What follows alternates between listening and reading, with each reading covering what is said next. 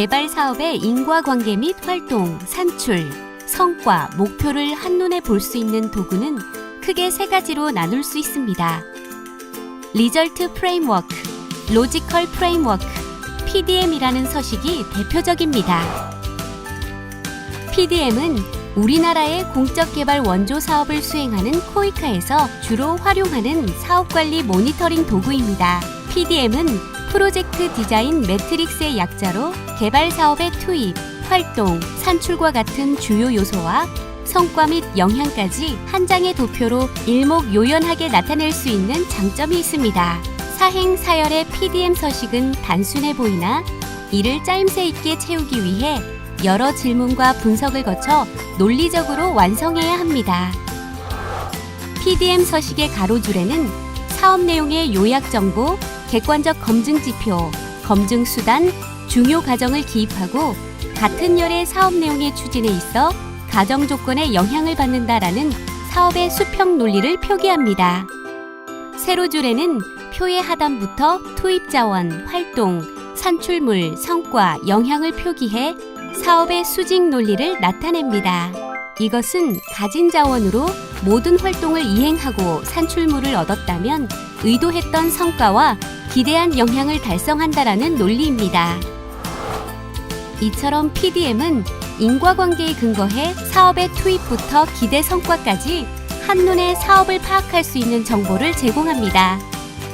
PDM 작성 시에는 꼭 유의해야 할 세 가지가 있습니다.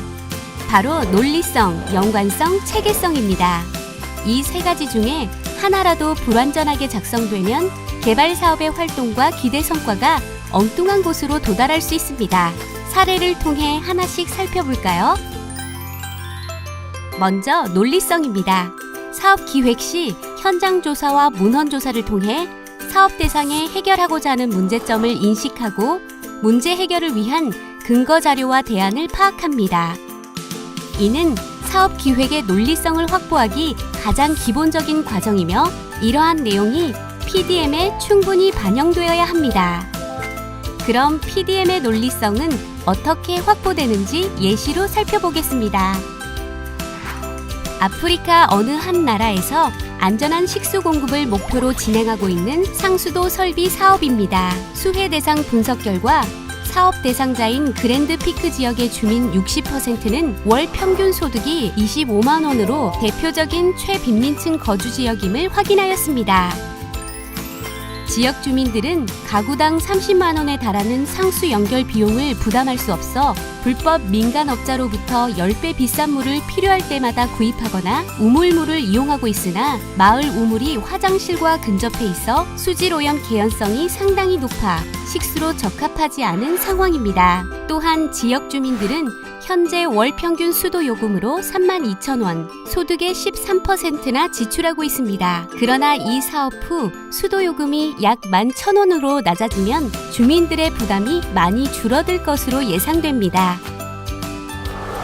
그럼 해당 사업의 PDM을 살펴볼까요? 현지 조사 후 작성한 사업 문제 분석 자료에는 수혜 지역의 상수시설 부재로 인한 주민 경제적 부담에 대한 문제점을 밝히고 이를 해소하려는 사업 기대 효과를 제시하고 있으나 PDM에는 수인성 질병 발병률, 비누로 손 씻는 행위 증가 등 보건 지표를 제시하고 있습니다. 이는 사업 현장에서 확보한 근거 자료와 사업의 기대 성과가 부합하지 않는 논리성을 결여한 사례입니다. 현장에서 파악한 문제점과 사업 기대 효과가 논리적으로 상응하려면 그랜드 피크 주민의 상수 구입 비용 감소율 또는 물 깃는 시간 감소분 등과 같이 해결하고자 하는 문제를 직접적으로 확인하는 지표를 수립해야 합니다. 반대로 수혜 지역 분석 부분에 그랜드 피크 마을의 보건 현황 자료를 제시하고 이 사업에서 해결하고자 하는 문제점은 보건 현황이다를 밝히면서 PDM상 보건 지표와 사업의 문제점이 논리적으로 상응하도록 구성해야 합니다. 즉, 사업 기획과 PDM의 논리성은 첫째, 현장 수요와 해결하고자 하는 문제 파악이 중요하고 둘째, 현장에서 확보한 실존하는 근거와 해결하고자 하는 대상 분석에 기초하여야 하며 셋째, 해당 문제에 가장 부합하는 내용으로 성과 지표를 수립해야 합니다. 다음은 연관성에 관한 사례입니다. PDM에 반영하는 지표는 사업을 통해 해결하고자 하는 문제점 및 기대 성과와 투입 자원 및 활동 내용 간의 연관성을 갖추어야 합니다. 아시아 내 독보적으로 고속 성장을 달리고 있는 어느 한 국가 대도시의 도시철도 건설 지원을 위한 사업입니다. 사업 내용은 대중교통이 부족한 도시에 한계 노선 도시철도 건설을 위한 타당성 조사 및 설계도 작성을 지원하는 것으로 이 사업의 기대 영향은 도시교통 혼잡 완화, 이용자 통행시간 단축, 교통사고 감소, 도시 경쟁력 제고 등입니다. 이 사업의 PDM상 반영된 영향 지표는 GDP 증가율, 사업 전후 도로 교통량 감소율, 도로 서비스 수준, 이용자 통행시간 감소율, 교통사고 감소율, 이산화탄소 감소율을 제시하고 있습니다. 이 지표만 읽었을 때는 문제가 없어 보입니다. 하지만 사업 목적을 바탕으로 이해해보면 첫째, 대중교통 부족이 국가 GDP 증가에 긍정적 또는 부정적 영향을 미치고 있는가, 둘째, 대중교통 부족으로 교통사고가 많이 발생했는가 등 몇몇 영향 지표는 사업 목적 및 배경과 무관한 지표임을 알 수 있습니다. 이 사업의 경우 도시철도 8호선 경로 주거 및 상업시설 발전 정도, 8호선 경로 각 교통수단별 교통량 변화율, 8호선 경로 교통수단 전환율과 같이 투입 자원 및 활동 범위에 알맞게 성과 지표를 조정하면 사업의 목적과 보다 직접적인 연관을 가진 PDM이 성립합니다. 이처럼 사업 내용과 지표의 연관성은 첫째, 현장 조사에서 확인한 문제를 분석하고 둘째, 문제 해결을 위한 투입 자원과 활동 내용을 고려하며 셋째, 달성하고자 하는 목표와 연관성 있는 지표로 설정해야 합니다.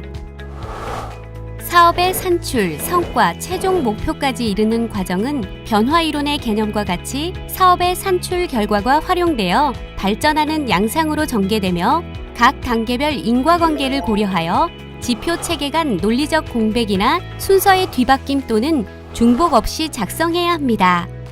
이것이 바로 체계성입니다. 다음은 체계성과 관련해 가장 많이 발견되는 단계별 지표 중복 기입 사례입니다. 남미 한 국가의 중소도시에서 수행하는 상수도 구축 사업입니다. 사업 내용은 해당 도시에 상수관로를 설치해 상수 접근이 어려운 주민들에게 안전하고 깨끗한 상수 보급을 통한 주민들의 삶의 질 향상을 최종 목표로 설정하고 있습니다. 그럼 이 사업의 PDM을 살펴보겠습니다. 산출 단계에서 상수관로 구축 지표, 성과 단계에서 상수도 시설 구축 여부 지표를 중복 기입하고 있습니다. 물론 지표 표현은 다르나 확인하고자 하는 내용은 동일한 것임을 알 수 있습니다. 또한 성과 지표로 설사 등 수인성 질병 발병 건수를 제시하면서 영향 단계 지표로도 수인성 질병 발병 건수라는 궁극적으로 동일한 지표를 기입하고 있습니다. 그럼 이 지표를 단계적으로 발전하는 인과관계를 고려해 수정해 볼까요? 산출 지표로 도시 내 상수관로 105km 완공, 공정률을 확인했다면 성과 단계에서는 도시 내 상수관로 연결 가구 수 도시 내 120가구 중 98가구 등 상수관로 구축에 따라 가구 내 상수 접근이 가능해진 수를 파악할 수 있으며 영향 지표로 도시 내 식수 보급률 향상도, 도시 전체 인구 중 상수 접근 인구 등으로 설정하면 이 사업을 통해 달성하고자 했던 목표까지 각 단계별 체계적인 지표 구조를 표현할 수 있습니다. 물론 수인성 질병이 도시 내 큰 문제로 인식된 보건사업의 경우 관련 근거자료 제시 후 수인성 질병, 발병 건수 감소로도 영향지표 설정이 가능합니다. 체계성 관련 두 번째 사례입니다. 코이카 개발 컨설팅 사업, 즉 딥 사업에서 많이 활용할 수 있는 예입니다. 단기적 성과 점검이 가능하도록 초기 성과 단계를 추가해 사업의 논리성을 체계적 흐름에 맞추어 보완한 PDM을 수립합니다. 아프리카의 태양이 뜨거운 나라에 태양광 발전소를 건립 지원하는 사업입니다. 이 사업의 활동은 50메가와트급 태양광 발전소 설계와 전문 인력 양성 교육 실시, 그리고 발전소 건축을 위한 재원 확보 제안서 작성으로 구성되어 있습니다. 딥 사업의 특성상 우리 사업 범위 내에서 설계 작업까지만 수행하는 경우 사업 최종 목표로 설정한 태양광 에너지원 전력 공급 증가율과 온실가스 배출량 감축까지 우리 사업 활동과 직접적 연관이 없는 경우가 다수입니다. 그 이유는 코이카가 발전소 시공까지 지원하지 않기 때문입니다. 이 경우 우리 사업의 성과를 측정할 수 있는 초기 성과 지표를 추가해 체계적으로 사업 성과 단계를 구성할 수 있습니다. 산출은 태양광 발전소 설계 도면 완성과 제출로 기입하고, 초기 성과에 수원국 정부 설계 도면 승인과 태양광 발전소 건립 예산 확보를 추가, 중기 성과로 50메가와트급 태양광 발전소 건립 및 태양광 발전소 45메가와트 전력 생산으로 기입하면 최종 영향 지표인 태양광 에너지원 전력 공급 증가율과 태양광 에너지 확대로 인한 온실가스 감축량까지 지표 단계가 체계적으로 연결되는 것을 확인할 수 있습니다. 어떠세요? 어렵지 않죠? 차근차근 하다 보면 PDM 작성의 고수 단계에 도달할 수 있으니 자신감을 가지시기를 바랍니다.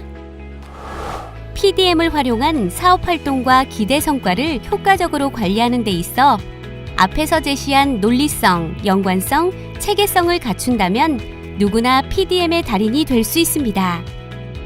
너무 어렵다 생각하지 말고 나의 PDM이 내가 가진 자료에 충실히 기반해 작성되었는지, 내가 의도하는 사업 방향과 부합하는 데 부족한 자료는 없는지, 사업의 문제 배경과 의도하는 결과를 앞뒤로 반복 확인하는 과정을 거친다면 누구나 쉽게 PDM을 완성할 수 있습니다. 코이카인 누구나 PDM 달인이 되는 그날까지 모두 화이팅입니다.